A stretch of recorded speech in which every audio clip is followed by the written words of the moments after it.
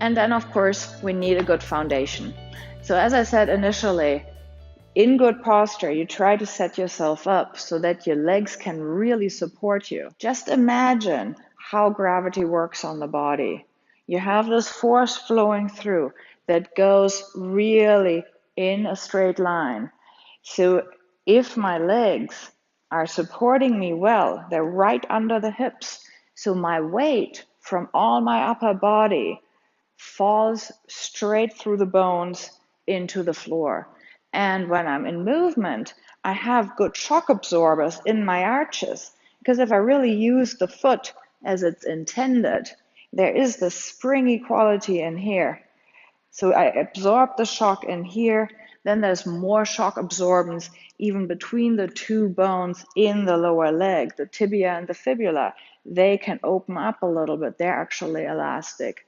And then, of course, we have more shock absorbance higher up in the spine. That's why we have these slight waves in the spine, this little bit of dip in here, this little bit of rounding further up. So the whole structure is set up to give us support, but also absorb the shock when we're running around and jumping around. Now, in order to have a good foundation, for that reason, you want the force to go through the legs, through the bones. Now, what I mean is best explained when we look at the other extreme. And you will see this easily. This pattern, just go to an airport or wherever, a mall, where you see people walk around, and you will see this kind of pattern.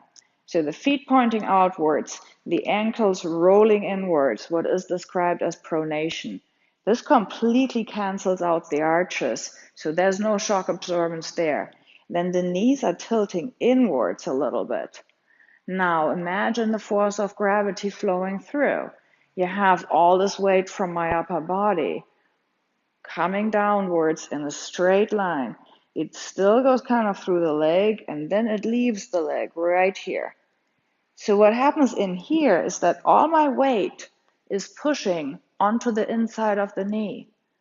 So it's not really surprising that a lot of people get knee problems in the long run, because if they're walking around all the time, maybe even with considerable weight on their body, but the force of gravity is pushing onto the small area in here, eventually that's going to lead to a problem. Now, try it out to just really have your legs lined up straight, have your second toes pointing straight forward, feet really parallel, and pay attention whether there are any restrictions in your legs. For some of you, this might be actually easy to do. And when I do this in my workshops, I often have it happen that somebody says, oh, wow, now my knee pain is really gone. So in some cases, it's easy. But you might also be somebody and you say, oh, this really hurts my hips, or oh, this really hurts my calf, because the tissue is actually so adapted to your old pattern that it's just too short and that you get a pull in there. Now, if this is really uncomfortable, you don't want to keep pulling yourself further out of alignment. So then you have to negotiate some kind of a compromise. So take a few seconds, pay really a lot of attention to just go back towards your old pattern. Say, okay, now I'm comfortable here. Then go a little bit towards bringing the feet a little bit more inwards, under your weight, a little bit more pointing forwards. Pay attention to how this feels. You can often find a really good compromise where you're not in this extreme, and you're also not in this extreme alignment that I'm talking about. Like always, I want you to get into good posture without effort. So when you find yourself standing around in line somewhere waiting for something, of course you're going to end up standing on one leg. Of course you're going to be shifting around a little bit. Now, is this bad posture? I don't think so. In my opinion, it's not good posture to only stand like this.